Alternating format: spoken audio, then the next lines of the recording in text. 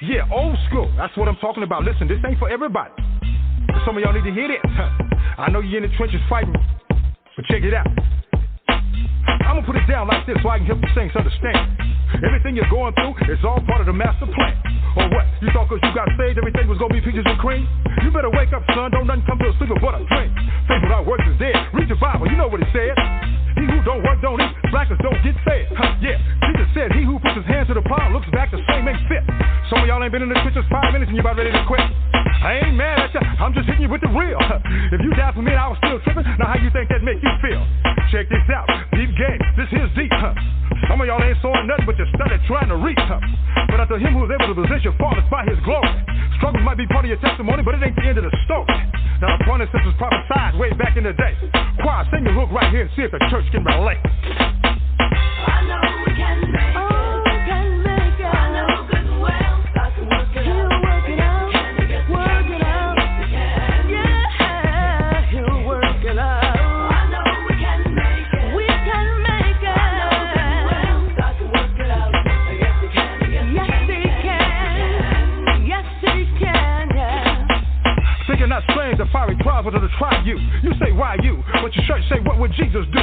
Why you asking if he ain't trying to do what he's saying? He told you he was going to have tribulations, but you thought he was playing. 1 minute you're telling how good God is and can't nobody beat the talk. The next minute you're backsliding so fast, it's like you're moonwalking. Oh yeah, I preach it to myself because I ain't no better. It ain't like I've been following his every word, obeying it to the letter. So we soldiers, we got to remember that. Regroup, stay on point. Yeah, bow down, confess, repent, stay humble, let him anoint. It ain't easy as I thought it was. I'd be lying if I told you that. But it showed up getting better all the time. Trust me, that's the fact. Ain't nothing we going through that can't be handled. God put that on his son. Like they say, you can shout now if you want to, cause the battle's already won. So while you're going through the valley, don't even trip. You're gonna be on top. Choir, sing your hook line one more again. This time you don't stop. I know we can make it. We can make it. I know good and well. God can work it out. Yes, he can. Yes, he can. He'll work it out. We can make it. I know we can make it. I know good and well. Oh, yeah. Yes, he can. Yes, he can. If you let him, I know good and well. He can work it out. Work it out. Work it out. Work it out. Work it out. Oh, he'll work it out.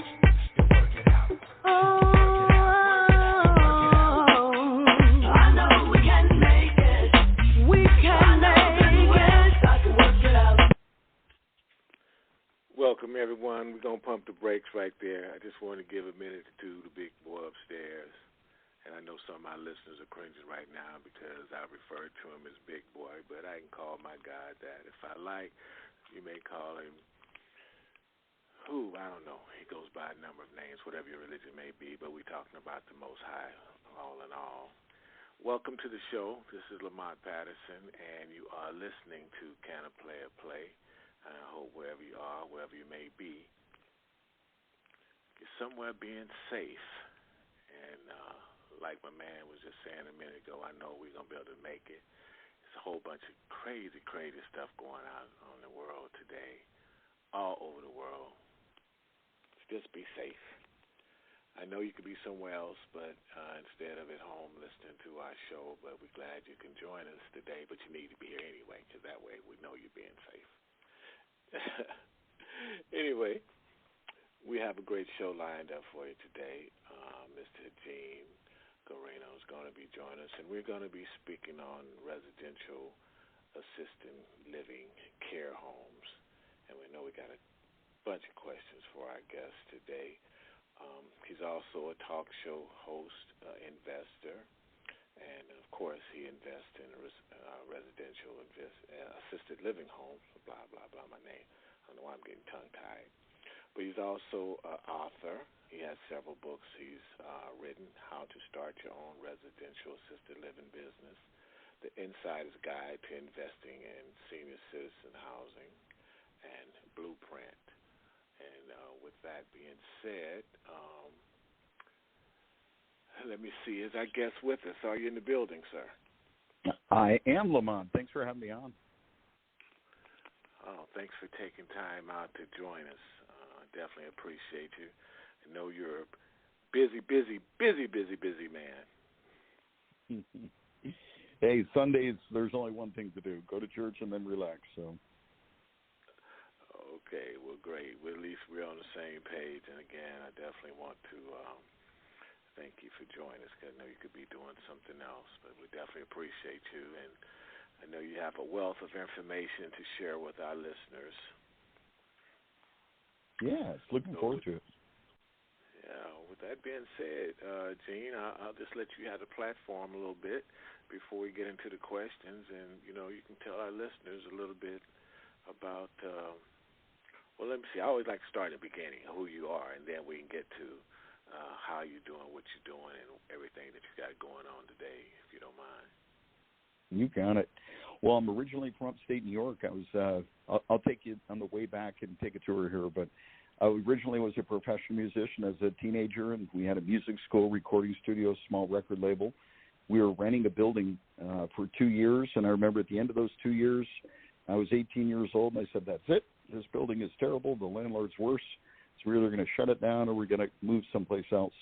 Looked up the street and saw a for sale sign, and that was the beginning of our real estate investing career. So the first property we ever bought was no money down. We used it to live in and also to run our business out of. Then we did fix and flips and buy and holds. First commercial was the age of 25, and been doing it for decades. But about 10 years ago, my mom started to need help beyond what we could provide for ourselves or felt capable of doing. So I had heard about assisted living in a residential setting decades earlier, but it wasn't until my mom needed help that it became real. And when we started to look for what was out there, where we could put Mom, it was pretty scary. And I said, that's it. And I vowed to create a solution, an actual home that my mom could move into. I'd be proud to have her there. We could have other seniors. And that's rolled into this whole model that's going across the country. I didn't start it, but we're a big proponent of keeping it going and moving it on. So we've been training people for the last 7 years how to do what we do to turn single-family homes into assisted living homes. And our goal is to help 10 million seniors and their families, because when you help my mom, you're helping me too. So to positively impact 10 million people through our efforts in our company by serving the people that come to learn about assisted living. Wow. I'm glad to hear you say that, because I was reading some of the stuff, and then, of course, my thought, and I was telling another friend of mine this morning about this movie. I think it's called I Do Care a Lot. I don't know if you've seen that, but it's on Amazon Prime. But it's involving people dealing with assisted living homes, but they're not giving a positive spin to it. You know what I mean? So when I was reading your stuff, I'm like, okay. But I'm glad to hear you say that you definitely take care of the people that's within the homes, and that's important to you. So with that being said, let me ask you this. What is the difference between assisted living and a regular nursing home or senior citizen facility? I don't really know the difference. Yeah.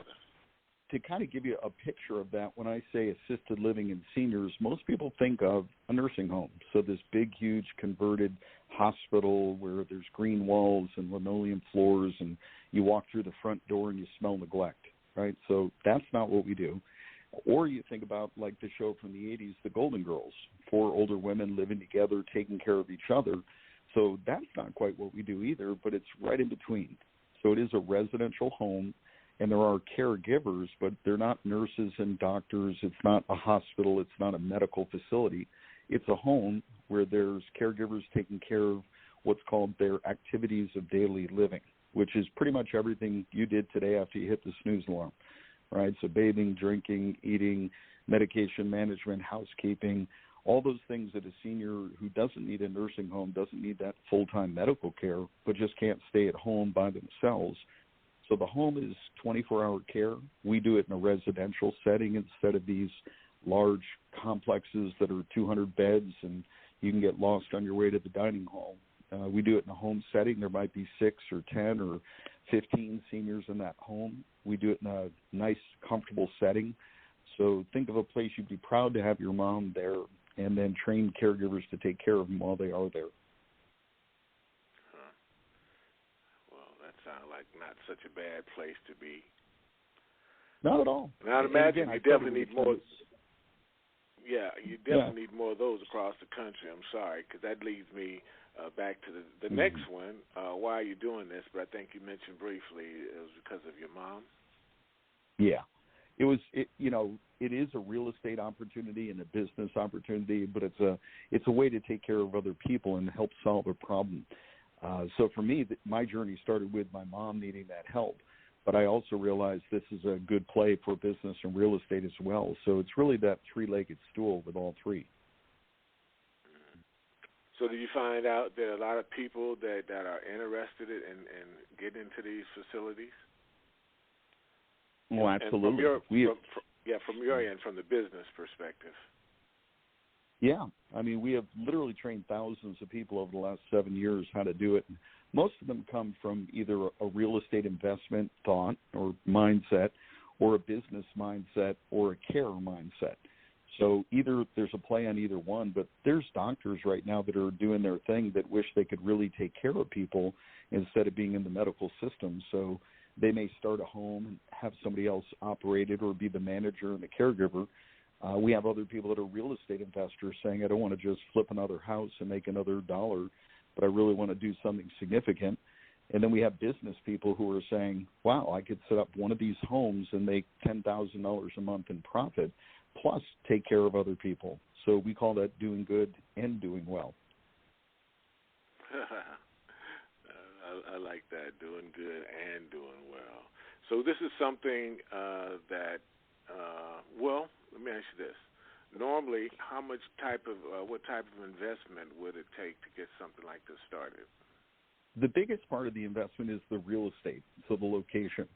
So if you rented the home, it's the cost of renting a home. So there's typically a first month's rent, a security deposit, et cetera. If you buy an existing home and then convert it, that's another one. And then if you buy an existing one of these businesses, that's another. So it's hard to say how much, but we teach people how to do it with or without their own money. That's the thing that I think a lot of people don't realize is there's a lot of people that have money that are looking for something to do with that money, to invest it.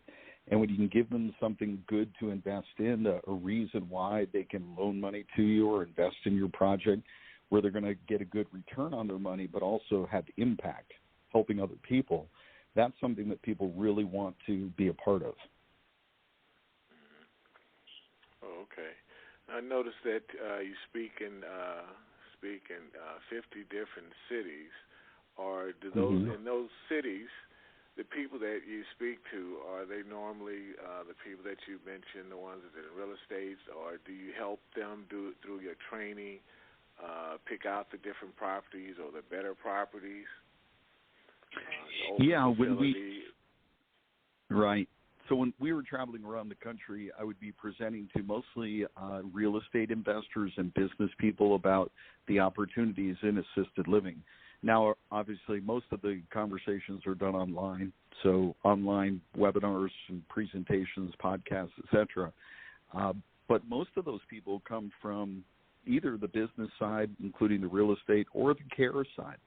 So there's a lot of people out there that really do want to take care of, they may have a situation in their own family. They're taking care of their own mom and dad, and they're saying, wow, I can't handle this, or I'm not designed, God didn't make me to be a caregiver, but they're still going to take care of them. They could open up one of these homes and have their parent move in and live for free and be having 8 or 10 other people who are paying for everything.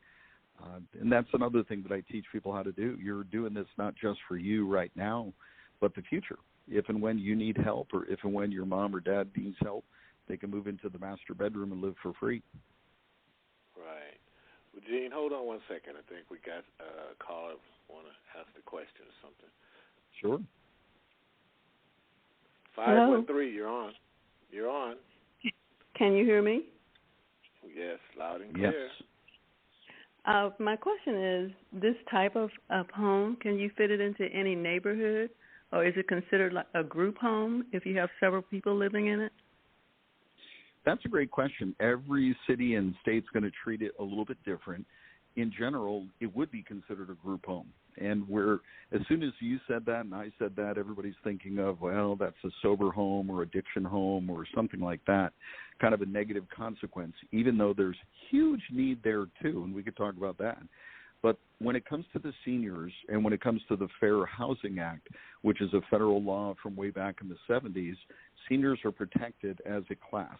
So the elderly and the disabled are two classes, and a senior that needs assisted living is considered disabled as well as elderly.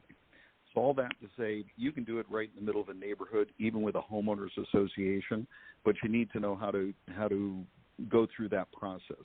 So we do show people how to do that, where to do that, and where not to do it, which is just as important. Thank you. You're welcome. Okay, thanks for calling. Do you have any other questions, or was that your... No, that was the major one. I used to live next door to a group home, so I was wondering what this was considered as.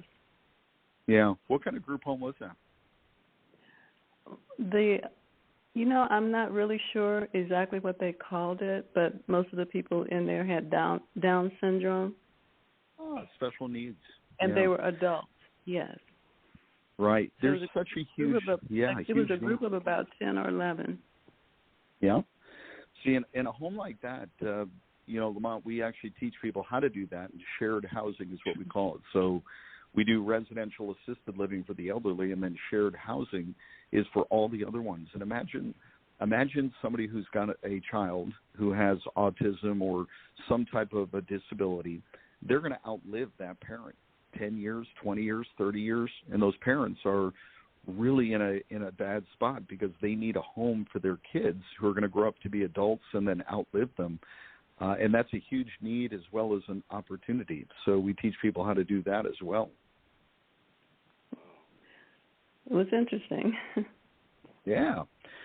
There's a lot of ways to help people, and I think anytime you find a challenge in life or a problem, as some people call it, I always say, okay, there's a problem, there's a challenge, what's the opportunity? How can we help? And then from a business side, how can we help and then monetize that?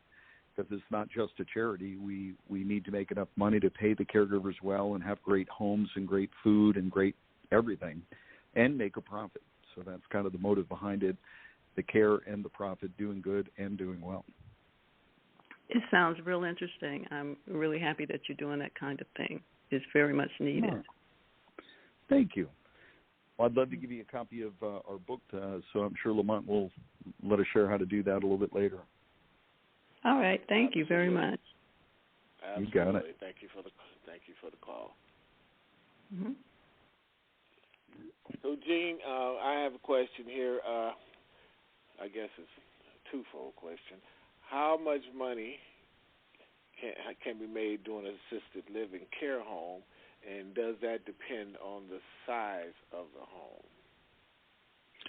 home? A lot, and yes. So let me dig in.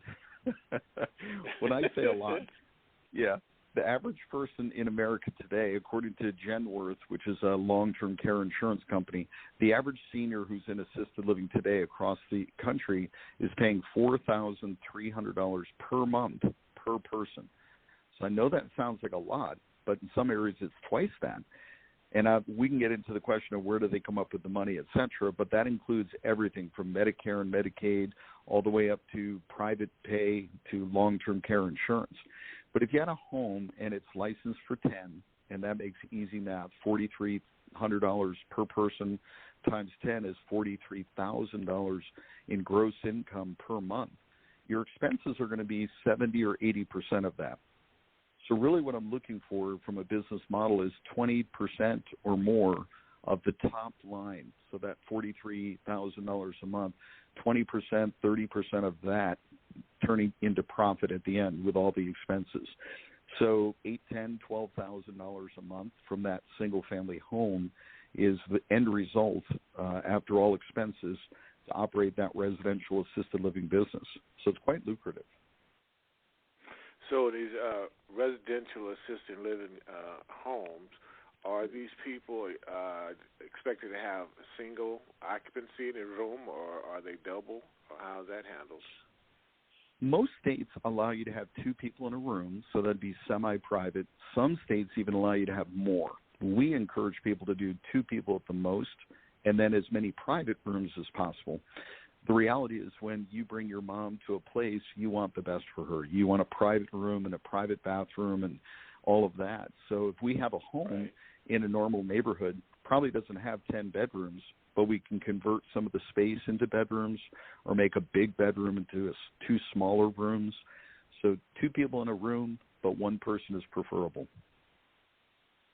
Got it. 'Cause I was wondering about that when you mentioned 10 people. I'm like, well, that would either be five bedrooms or a 10-room home.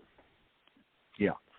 And, the reality is most states, the rules are fairly minimum in regards to the requirements. So if I were to go through the math with you, it might be an 1,800-square-foot home, according to the state, would be big enough for 10 seniors. Our rule of thumb at the REL Academy is 300 square feet per person of living space.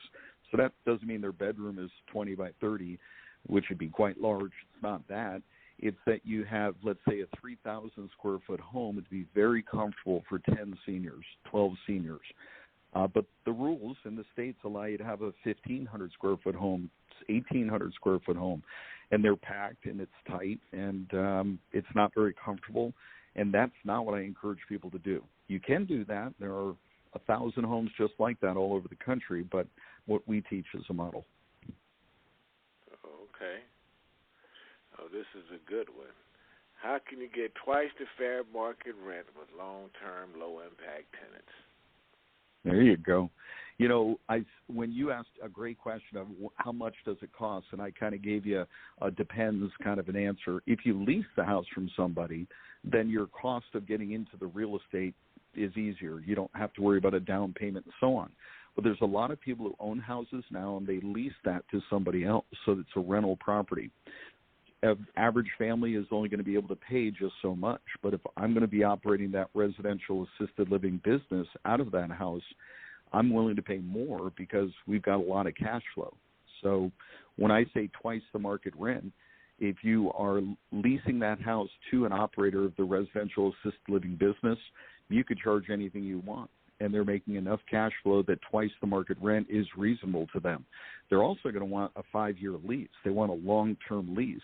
And you could also have them take care of the maintenance. So you can have very little or no maintenance. You can have a long-term tenant, which means there's no vacancy and hassle. They're going to take care of the house because they're running their business out of there, and they want it to be nice for the family and the residents there.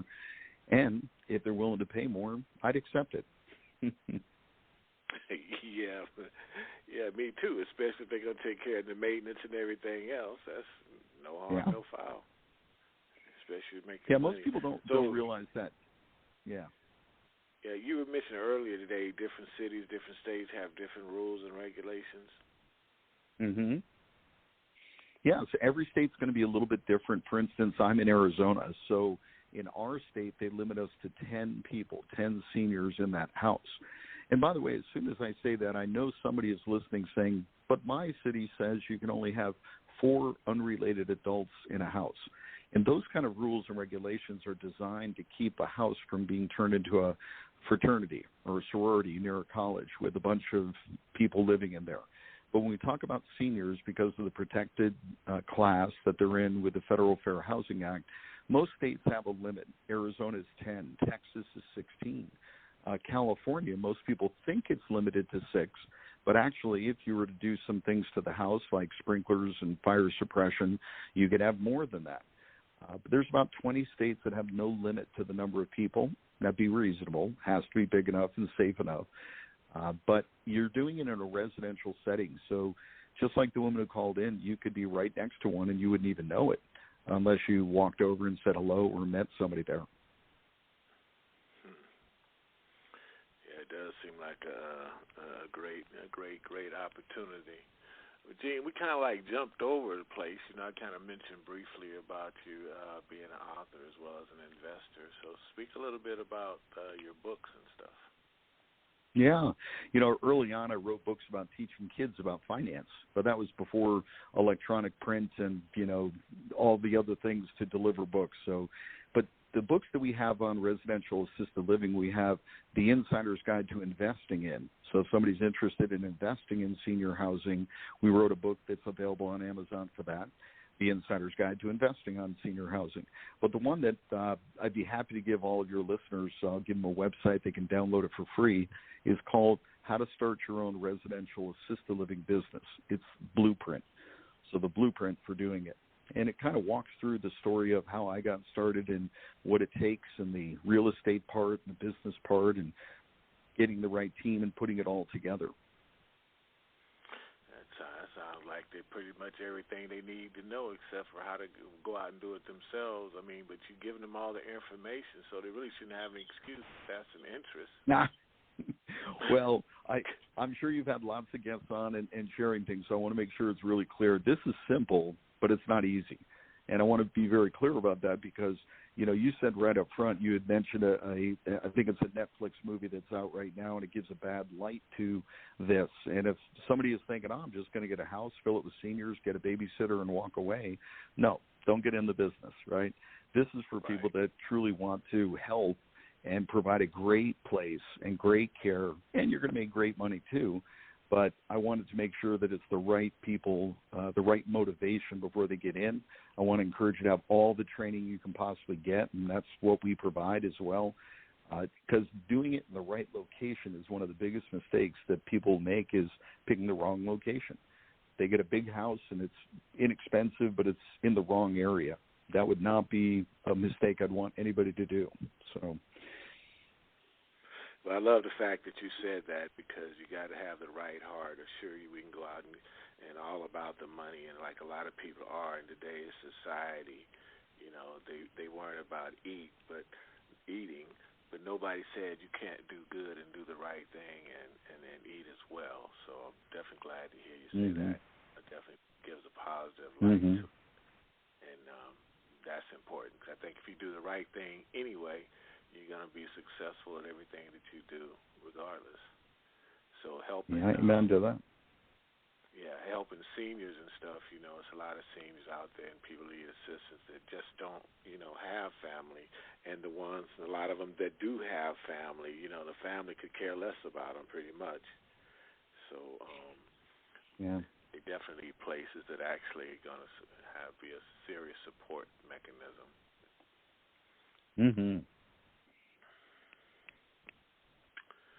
So, you know, I think a lot of people when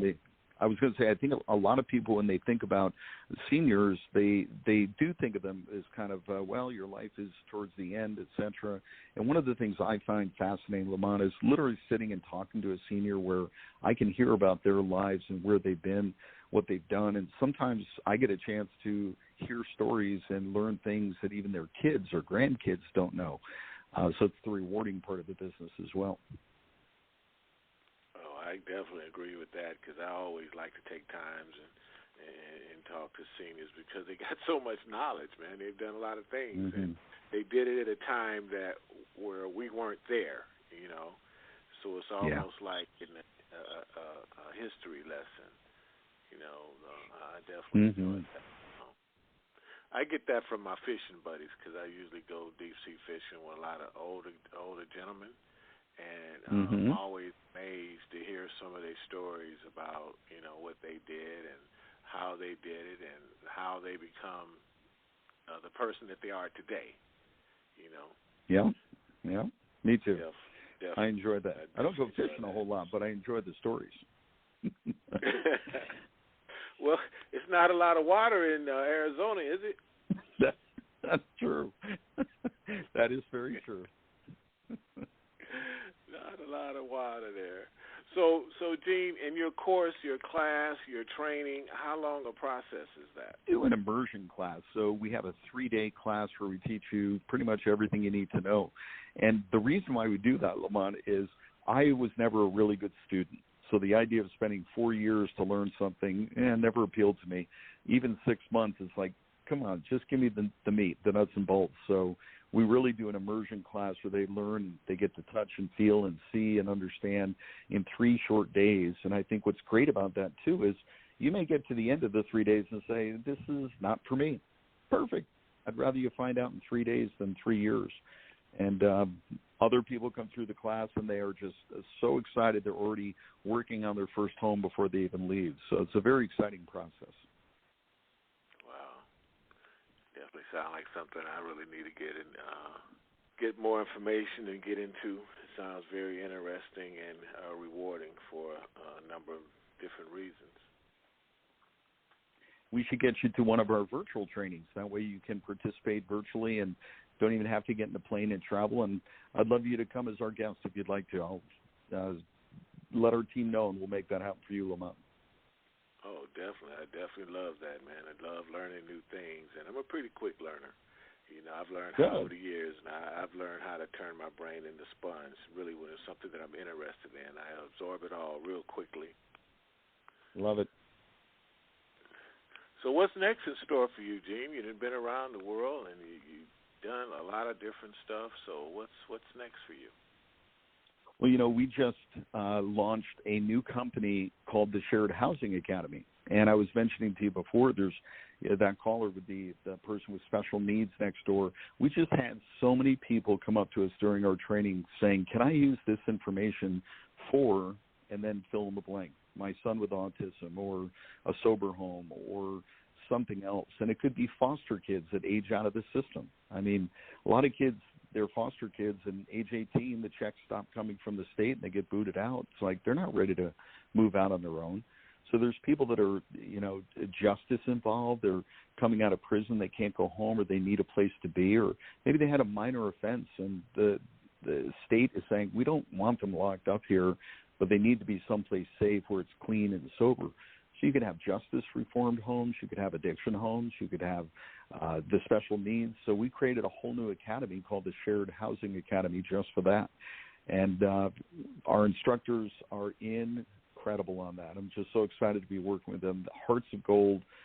They've already trained over 500 people over the last number of years how to do it.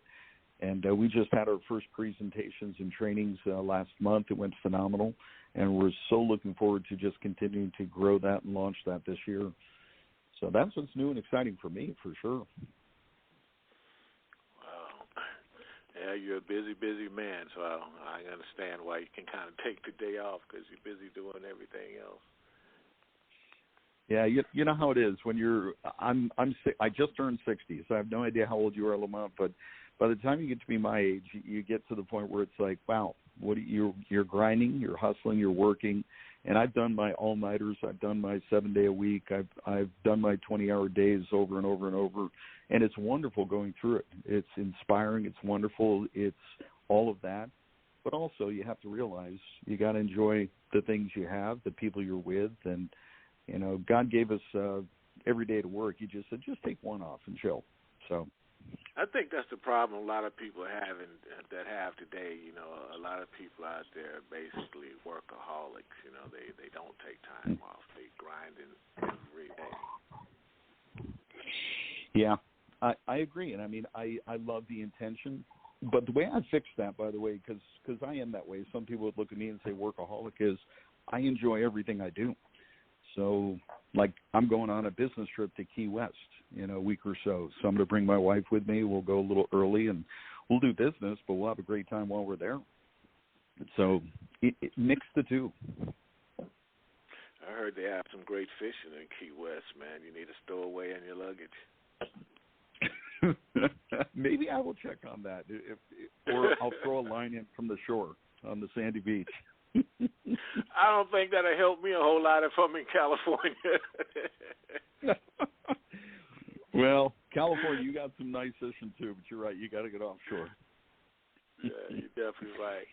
But listen, everybody, if you join the show late, you can definitely call in. The call-in number is 646-929-2870. Press number 1 on your phone. We'd love to have you join the conversation and answer whatever questions that you may have. You know, one of the things, and I do want to make sure that anybody who wants to get a copy of that book that I offer, Blueprint, I've got a very simple website. If you'd like, Lamont, I'll give it to you, or you can put it in your show notes. They can just go and download the book. Yeah, let them have it. You can tell them now. 3 letters, 3 numbers, RAL101.com. So residential assisted living, just 3 letters, RAL101.com. You can download the book for free. There's a webinar you can watch, and there's a phone number you can call if you want to talk to us. everybody should definitely be blowing up that phone number. Because most people, like I said, now, they're working from home because of this thing that's going on. So they definitely have plenty of time to sit there and educate themselves. I just got a message, and someone is asking, how do customers pay? Are they funds strictly from private sources, or do they take Medicare or Medicaid? So there's lots of different ways that you can get paid. We don't focus on the Medicare and Medicaid. The reason for that is for just assisted living, not a nursing home, just assisted living. The state, the federal government gives money to the state. The state will then create a program, and every state, California has theirs, and Arizona has theirs, and every state has their own. The total that they pay is about $2,000 a month. Now, that includes somebody's Social Security or a pension plan or whatever income or assets they have. So maybe somebody's got $1,500 a month with their Social Security and a pension plan from their widowed spouse. So the state, California, will say, well, we'll top it off with $500. So the total is $2,000. But if you remember earlier, I said the average in America today is $4,300. California, the average is $5,000 per person per month. So if somebody's only got $2,000, they're going to be in a very substandard place where there's crowded and bad food and not great care. And so we do it in a more of an upscale. We focus on private pay, families that can pay for their loved ones' care because they have the funds, or maybe mom or dad have more assets that can be liquidated and used. So we charge the average, and our sweet spot is kind of $4,000 to $8,000 per person per month, where Medicare and Medicaid is pretty much $2,000. That's right around where it is. Maybe a little more, maybe less, but not enough to make a profit and provide a great home with great food and great fun. Okay. Well, definitely want to thank the people for typing in that question. That was a great one as well. Hold on, I think we have another. 710, you're on. Yes, I have a question. Now, at these homes, are there recreational activities scheduled for the people who live there? Are they able to go into the kitchen and cook whatever they want, or are their meals already set? Are these people are they so independent that they're independent, but like you said, they cannot stay by themselves? Are they able to just go out, walk out, or do whatever they want to do? So with the people that are in the assisted living homes, most of them are not independent enough to be preparing their own meals. And we want them to be free and have independence, but we don't want them to walk out the front door and down the street. They're typically not as mobile as that, number one. But number two, the caregivers who are there need to keep an eye on people, so they can't just be wandering off. So independence within the home, yes. Cooking their own meals, we'd love to have them help in some way, but the food is prepared for them and served to them. That's really the typical model. And we do have recreational activities. So glad you asked. We typically bring in outside contractors for that. So it might be musicians that come in and play, maybe pet therapy, so somebody brings in a small dog and they get a chance to interact with that pet for a while. It could be anything from movie night to audiobooks to art. But the recreation is important, and it is scheduled in our homes. That's a big part of what we do. Okay. Thank you. You're welcome. Well, thanks for your call. Gene, the other question I had, I don't know, I think you may have covered this already. How can an investor, entrepreneur best take advantage of this opportunity? I think you may have touched on it, but if you did not. Sure. Let me be really specific on that. The first thing I think somebody should do if they're thinking on a business side of getting into this is learn as much as you can. Read the book I wrote, come to the class, but learn as much as you can and understand that there's two different opportunities. One is the real estate, so you can own it and lease it too, and the other is the business. And when I say the business, most times, Lamont, when people hear this, they're like, well, I don't want to be a caregiver. I can't be the manager. It's like, that's not the part I play. The business owner isn't there day-to-day taking care of the day-to-day things. There's a manager who's there. The manager in our case might be a caregiver, or they might just be the manager. But if a caregiver can't come in, the manager is going to find a replacement or fill it in themselves. I, as the owner, may go to the property once a month, maybe once a quarter.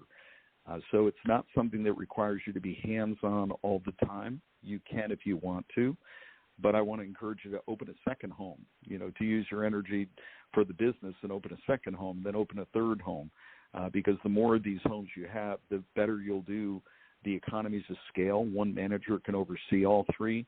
The caregivers could be shared between the homes.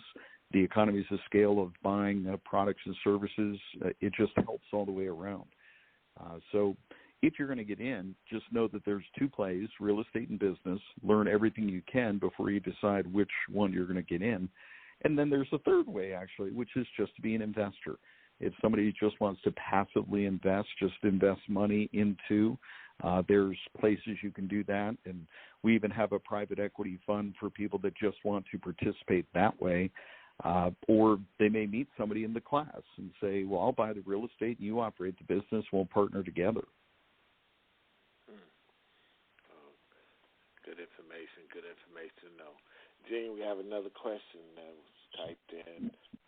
Because of the kind of business this is, do they deal with outside inspections, and if so, how often? Most states do have annual inspections. So that annual inspection, they're going to come, well, they used to come to the home. This day and age, a lot of times it's done on Zoom. But the annual inspection is where they come to the house, and the most important thing they're looking for is, are the seniors safe? That's really, truly it. They're going to find that out by looking at the records that you keep. So it's inspected once a year. Now, if you have no violations, they call them deficiencies in the industry, but no violations, they may not inspect you the next year, and they'll skip a year and come 2 years. But usually it's an annual inspection, or unless there's some incident where they have to come out. But they're there to really, I just want everybody to hear that. They're not there to shut you down. They want to make sure you're doing it the right thing, taking care of those seniors. And if you're doing the right thing with the right intentions and keeping good records, they're on your side. They're there to help. But if you're not a good operator, they're going to either fix you or say you shouldn't be in this business.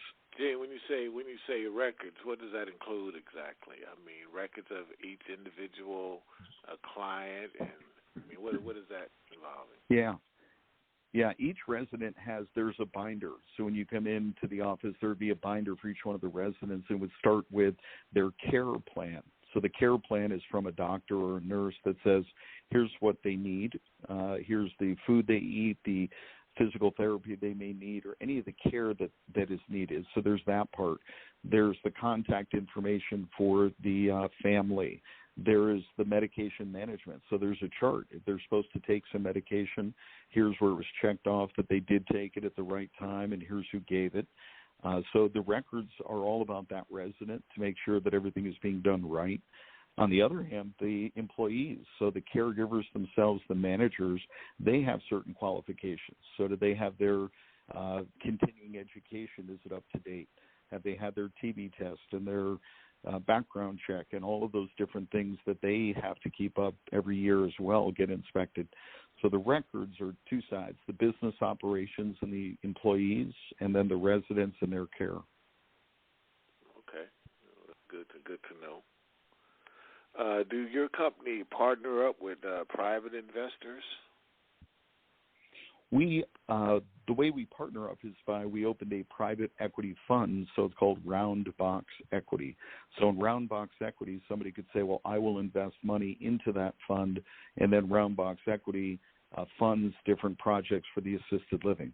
So it's not really a partnership where you're saying you and I are partners, we own the real estate together, we operate the business together, we're 50-50. It's a fund where somebody would invest in, and then the managers of the fund would then choose the investments and take care of business from that level down. So the investors have really no input towards the business outside of putting up the money? Correct. That would just be a passive investment. Now, if somebody wants to partner where they're saying, hey, I have the real estate or I have the money and I'm looking for the operator, we do have a platform that we have informally for some of our students, and we're going to formalize it coming up later this year, I think in the third quarter, where somebody can say, I'm interested in buying the real estate. And somebody else is saying, well, I'm interested in operating the business and potentially leasing the real estate. So they can partner up together informally. We'll kind of, here's a list of one and here's a list of the other, and those two who are on the list can look at the other side and raise their hand and have their conversation. So it's not a formal, we're putting them together as much as it is we're putting those investors, make them available to the people that need the home or the investment, and vice versa, so they can communicate and decide how they might want to partner together. Right, I'm one of those crazy guys, man. I was thinking outside the box for some reason. But I was thinking, if I seen a particular facility that I know, for instance, that you owned, and I had some money and I wanted to invest, and I approached you and say, Gene, I want to invest in this particular facility, I'm going to put my mother in there. I want my mother in this facility. But I'd feel a little bit more comfortable if I own a portion of that facility so I could have some say-so about how it's ran. How would you deal with something like that? Well, that's possible, but it really depends. Like, for instance, if you were to buy stock in McDonald's, you do have ownership because stock is ownership in the company, but you're really not going to be able to walk in the front door of McDonald's and say, hey, I think you should put a little more, lettuce on that burger. In a care, right? Even though you're a little bit of an owner. So in a care home, if you and I, let's just say it was you and I, this way others can understand it, but if we're you and I, we're both saying we're in this business together, then certainly you do have say. Certainly you can give your input. But there's a lot of people that don't want to have that. They just truly want to invest their money and not have any input. But in your case, you're saying because I want to make sure my mom is taken care of, you would want to have something that you're more involved in, that you do have some say, and certainly the ability to walk in the front door and at least visit your own mom, Yeah, so I don't know. I just thought about that, because for me, I would want to have a little bit more say-so than the average person because that's my mom. But I understand if it's a corporation, it's totally different. Well, that's the difference between passive and active. So passive, you're just writing a check and, God willing, receiving checks, right? Just you put money in and money comes out. And active is where you're more involved. And then the question is, how active? Do you want to just have a little bit of input so you're kind of on the board and you can give your suggestions once a month, or do you want to be hands-on where you're actually, doing some painting for the nicks in the wall and choosing tile on a tile replacement? So just depends on how active you want to be. That's true. Well, Gene, let me be nosy, man. Do you guys operate facilities all across the country, or are you just particularly just in Arizona? With our homes that we started and owned and operated, they were all in Arizona. But now I invest in homes around the country where I'm that passive investor. If they ask me for an input, I'll give it to them, but I'm the passive investor in their projects. And, to kind of segue back to what somebody else said, some of those people are former students as well. So investing, because I trained them, I know what they know. They're doing a great job, and now they're on their next venture. And it's like, yes, I would love to be involved because I know the money is great. I know the cause and the purpose is great. But I'm very passive that way. So even though I say I'm involved in between 200 and 300 beds across the country, I don't know anything about the day-to-day, and I don't want to know anything about the day-to-day. I'm just a passive investor. I was just finna ask you that, Gene. Did you care about the day-to-day, or are you past that part of your career? But from what I'm hearing you say, basically you are. Yeah. Well, that's where you have to have trust. And, one of the things I always say is if you're going to invest in somebody else, whether you loan money to them or invest in their project, it's all about that person. It's not the project. We can problem, but it's the humans that are involved. So you got to trust. And if you don't, then don't invest. And if you do, then let them do their thing and trust them to do a great job. Man, you just said a mouthful right there, trust, because, boy, listen, nowadays, boy, trust is earned, it's not given. It's a little different. Yeah. The climate's a little different out there. Well, and as it should be. You know, I'm one of those people who I will always give somebody the benefit of the doubt, but it's also if you screwed me once, well, that's my fault. But if you did it twice, well, that's not a good thing, right? I shouldn't have done that. That might be my fault, too, for letting you do it the second time. Yeah. Learn my lesson once. Yeah, so. That's for sure. That's for sure. Well, Gene, if you had a couple things to tell our listeners to do and not to do, what would they be?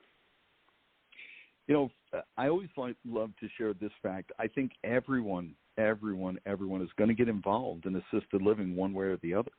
It's either the business, the real estate, or both, or you or a family member is going to be lying in a bed writing a check to somebody who does. It's kind of inevitable. So since you're going to get involved, right now you have a choice. So decide how you want to get involved. I think also a lot of times people don't really take what I just said seriously until mom or dad had a fall, they're 85 years old, and somebody now has to make the decision, what are we going to do to take care of mom and dad? And that's a hard time to say, well, let's go learn how to do this thing and start a business from scratch. No, mom needs help right now. So if you heard what I said, you're going to get involved one way or the other and want to get involved in the business. I can show you how to do that, but that part's up to you.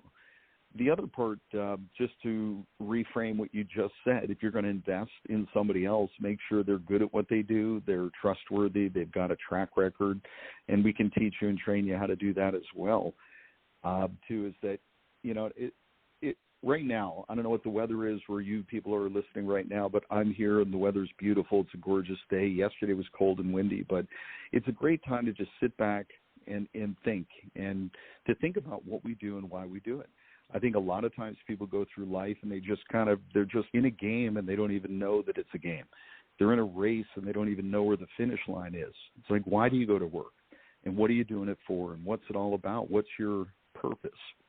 And if you don't know what that is, sit under a tree with a pad of paper till you figure it out, because it just doesn't make any sense to just grind it out in life just to get to the end and then just lay down and go to sleep permanently. You know, do what you're doing for a reason. Find what you love and do that. And if you're looking for a way to help other people and make good money, well, assisted living may be just right for you. Wow. Very, very positive thoughts, man. Very, very positive thoughts, because a lot of people right now sitting around getting the COVID belly. Hey, if anybody lost 20 pounds, I found it, okay, just so you know. Oh, no. Hey, man, look, you're too busy to have a COVID belly. What are you doing? That don't supposed to be you. I actually was at a friend's house. They just stopped in and he said, hey, you're fat. And I'm like, hey, man, thank you very much for that. I appreciate your observance, you know, so. Hey, man, listen, all you got to do is just tell him COVID belly. You understand? It's not your fault. It's not your fault. No, it is my fault. I enjoy myself way too much sometimes. It is my fault. I take full responsibility. Oh, okay. Well, look, as long as you know what you're doing and you're doing it on purpose, but I can't say that. Because call it my oatmeal raisin. They call my name when they shouldn't be. Oh, that's funny. Yeah, well, Gene, listen, we're down to the last few minutes, so, man, listen, tell everybody where they could go get in touch with you, how they can get in touch with you, and all that stuff. Sure. Yeah, so I want to encourage you, if you really do want to learn a little bit more about assisted living, go to RAL101.com. So residential assisted living 101.com, just 3 letters, RAL 101. And also I mentioned the shared housing. So if you want to learn more about that, I know we have a webinar coming up. Go to Shared Housing Academy. I had to make sure I got it right. SharedHousingAcademy.com. I got to come up with a shorter website for that, but there it is right now. SharedHousingAcademy.com. And if you just want to call and talk to somebody about it, you can call 480-704-2344. 480-704-3065. 480-704-3065. Gene, do you tour? I mean, do you go out to different states? You know, with all of last year, we were gung-ho for the first quarter, and then it quieted down. So my tour has been a lot more sporadic. But so far this year, I've been in Florida and Branson, Missouri. I'm going to be back in Florida. I'll be in Texas in a week or so. So I am out speaking, but not nearly as much as I was before. I won't hit 50 cities this year. I don't think anybody's going to hit 50 cities this year unless it's virtual. Well, that we're doing, and that what a cool thing that came out of 2020. I mean, it was supposed to be the year of clearer vision. I don't know if you heard people talking about that theme, the year of clearer vision, and really what it turned out to was the year of innovation, trying to figure out a new way to do things. And I know for us, it was an incredible year. It's the best year we've ever had. And part of that is because when it comes to the specifically assisted living, people are figuring out smaller is better. The big box facilities are saying, wow, we got to get small and keep these seniors safe. And that's where we've been. So it's been growing. And with the Shared Housing Academy and some other things we're doing as well. But it was a great year. And this year is also, it's a record-breaking year once again. So it's going great. And we do some live events. We just had one last weekend. Our next one's coming up in a few weeks. So we do live in-person events. We also do virtual events. So we're doing them both. And the innovation is a key to being alive. So there it is. Well, I know it's a challenge for a lot of senior citizens that aren't computer literate. I know they're catching the blues. Yeah. No, I feel sorry for people who are sequestered into their location, whether it's by choice or, you know, the elderly in these large facilities. It breaks my heart to think about that, to see that, to hear those stories. I know in our homes they're a lot more free and they're a lot more life as usual in these smaller care homes. But I think anybody, you know, I was thinking about this today is Sunday, so I'll go ahead and say it. Just coming back from church, great message. And really, life is a choice. And we can either live in fear or we can live in full confidence to know that God's got our back. He's got it all planned. And, you know, I've met too many people who were totally physically fit and nothing wrong, and boom, they're dead. And others who are just faithful and live a lot longer and die a peaceful life. So, you know, it's just you decide, but living in fear is not a good way to live. Have faith in God. He's going to take care. Absolutely. Well, sir, I thank you so much for joining us and taking time out, man. You had a definitely wonderful message, and I'm sure our listeners are going to be getting in touch with me, or you, and I definitely appreciate you again, man. It was fantastic. Time really does fly when you're having fun learning stuff. Thank you so much for having me on, and I was serious, though. If you want to come yourself personally, if you'd like to come to one of our virtual trainings, please reach out to our team, and I'll make that happen for you. Start making it happen, sir, because I'm there. Cool. Love it. And thank you so much for the opportunity, man, and we'll be in touch soon. Thank you so much.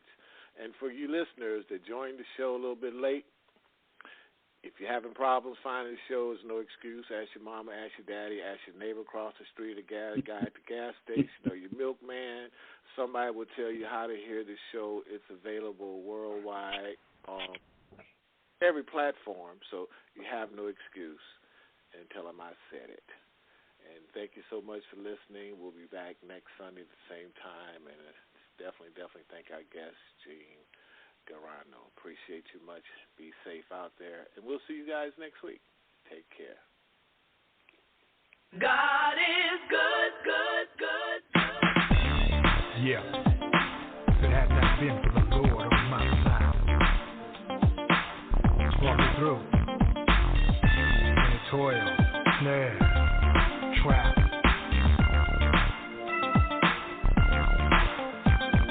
Well, that is what I tell them when they ask me how I'm living.